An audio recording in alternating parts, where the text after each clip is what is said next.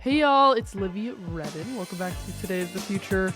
I am coming to you from my bed because after LA fires, we got evacuated and my stuff is still sort of strewn about.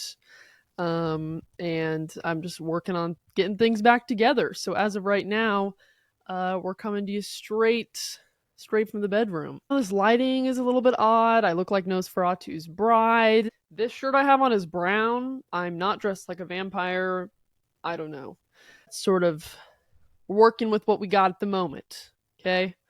But today I wanted to have a little trip down memory lane. And this was sparked because I got a new laptop for the first time I haven't got a new laptop in 6-7 years. And I actually, which is what I'm recording on right now and why the lighting is bad.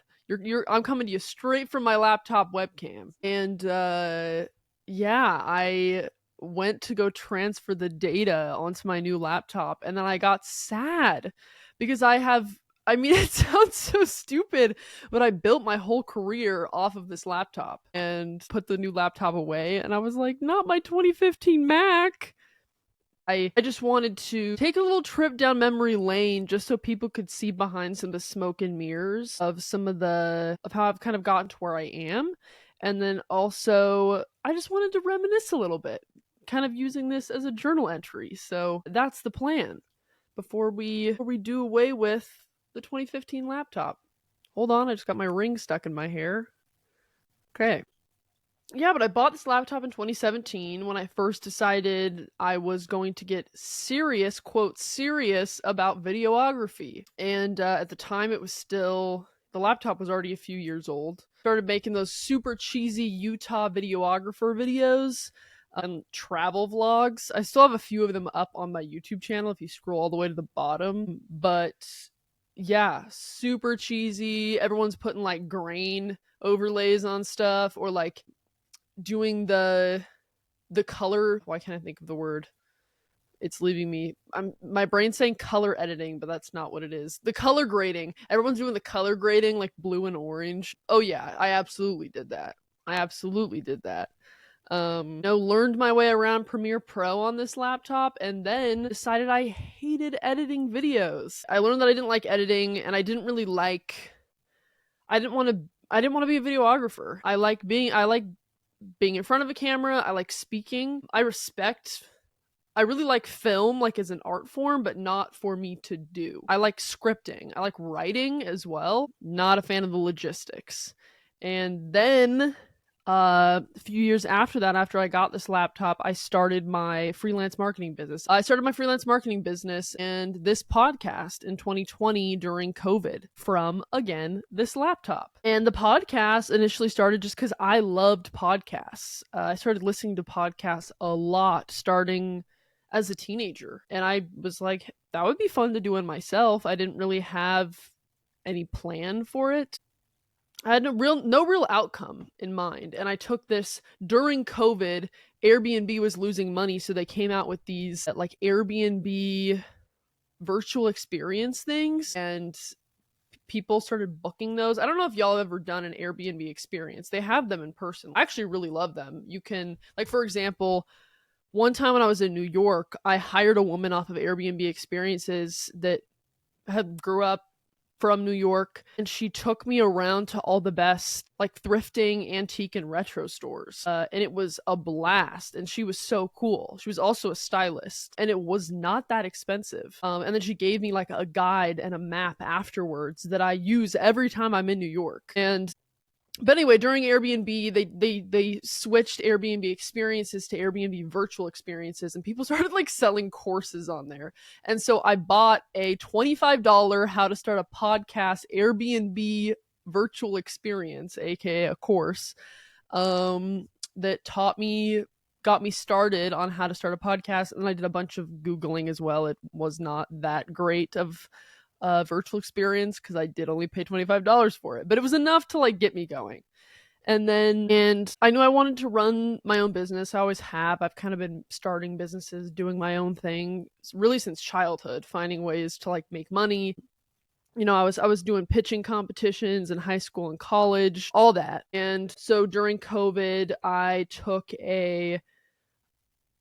sure a lot of you saw during COVID, like all the stuff going around about becoming a virtual assistant. And that's what I did. I'm sure Jessica Hawks, like if your algorithm feeds you any sort of entrepreneurial stuff and you were on TikTok during COVID, Jessica Hawks probably came up on your For You page at some point, and she taught people how to start virtual assistant businesses. And so I bought her masterclass course. It was like 4 or 6 hours, and it taught you how to set up a virtual assistant business, gave you all the contracts. It was great for what I paid for it. She does a great job. I'm not really sure. I know she still teaches that now. I don't know if I can speak on quality and price now. I have no idea. But at the time, it was great.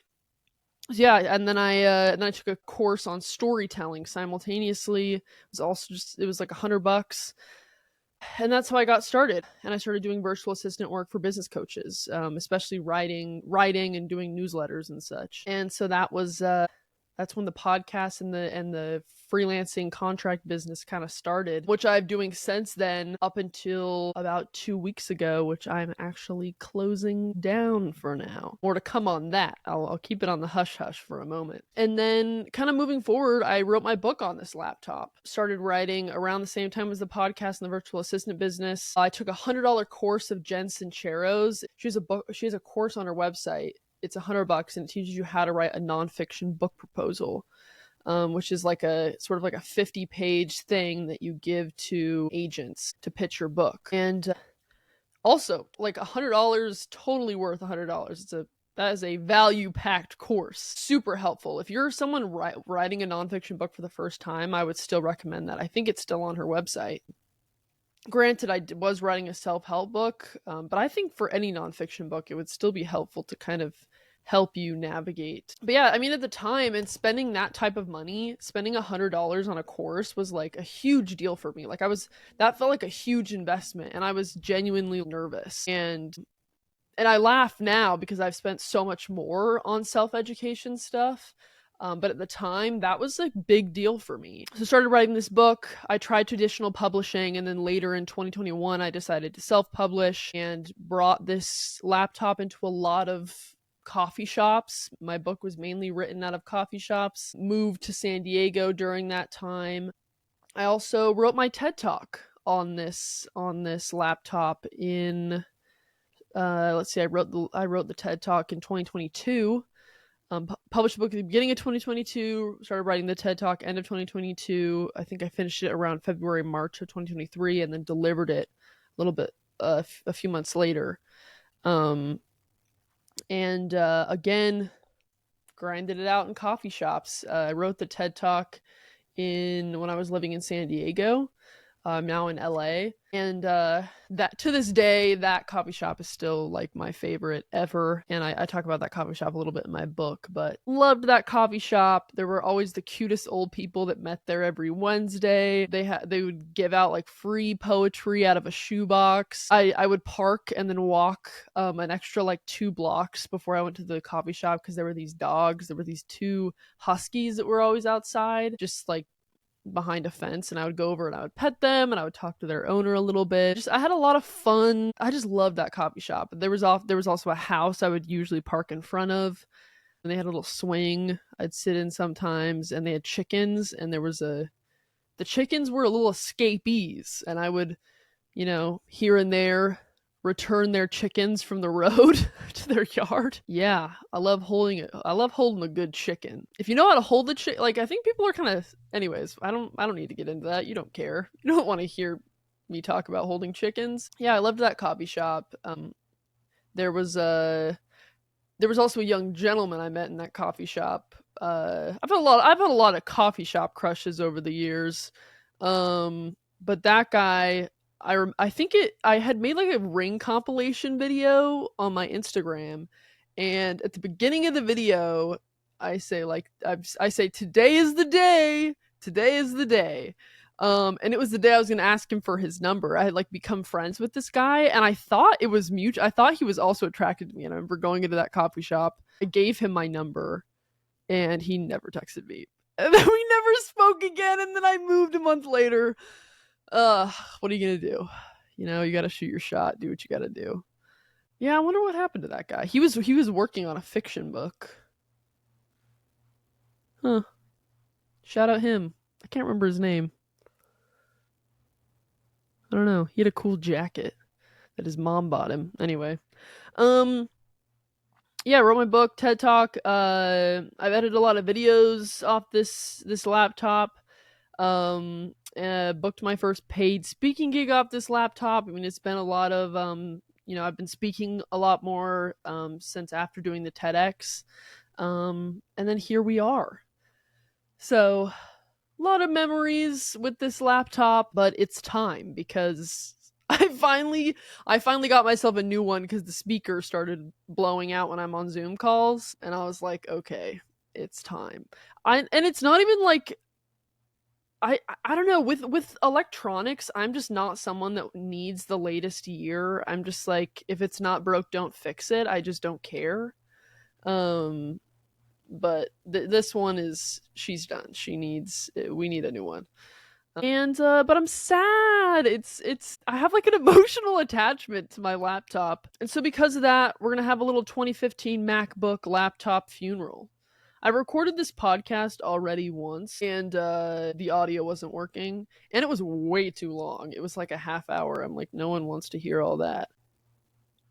But during that episode, I had ChatGPT write me some words to say for my laptop's funeral. Let me see if I can find it. It was actually pretty funny. Let's see here. Scrolling. Here we go. First it wrote me a whole novel, and then we shortened it. I said, shorten this, please. Here's the prompt. I said, write me a comedic and sentimental poem about a laptop that I've had for a very long time. I built a career off of it. Have it include the bittersweet sadness of buying a new laptop. And this is to people. Oh, I'm sorry. Let me reread this. Write me a comedic and sentimental poem about a laptop that I've had for a very long time. I built a career off of it, and the bittersweet sadness of buying a new laptop. This poem is to be presented at my laptop's funeral. And it wrote me something super long called Ode to the Old Machine, a Funeral for My Laptop. And I said, you're going to have to shorten this, babe. 2015 laptop's funeral. Here, we'll light a candle. We're going to light a candle for the going away of the 2015 MacBook laptop. Okay. The lighting of the ceremonial 2015 MacBook funeral candle. I'm gonna have this candle lit while I read this poem that ChatGPT wrote me, and it is called An Ode to My Old Laptop. Some of y'all are probably stressed the way I'm holding this candle. Don't worry about it, you know? It's fine. Dear trusty laptop, my companion true. I don't like the way it's doing that. You know what we should do? We should light this after I read the poem. Hold on. We're going to do that. Hold on. Poem first. This episode is a wreck. I'm sorry. Here we go. When I first read this when I first recorded this episode and it got messed up, I had a tear. Dear trusty laptop, my companion true, you built my career and carried me through. Your keys are worn, your screen's cracked and faded, and every triumph with you felt celebrated. You survived my crumbs, my coffee spills, endless deadlines and unpaid bills. You heard my rants, my frantic cries, and watched me Google how not to cry. But now your battery's barely alive, your startup struggles, your fans don't thrive. It's time for a change, though bittersweet, to trade you for something more elite. So rest in peace, old digital friend. Your legacy lasts. This isn't the end. Though my new laptop is shiny and fast, you'll always be the one who helped me last. That's good! ChatGPT really did it with that one. Oh, okay. Now the ceremonial lighting of the 2015 MacBook laptop going away candle. Here we go. Blow it out with me. 3, 2, 1. Beautiful. How sweet. This was just supposed to be a fun episode, also something where I could kind of have a little diary, and also so I wouldn't feel sad when I transferred the data off of this laptop onto my new one. So thanks for listening. I know I always, every time I post an episode, I'm like, I'm gonna post more, I swear. And actually, I'm just not gonna say anything. I want to say that I am actually gonna post more, and I am. But y'all are sick of hearing me say that, so I'll just leave it at nothing. Have a lovely day, and I will see you soon.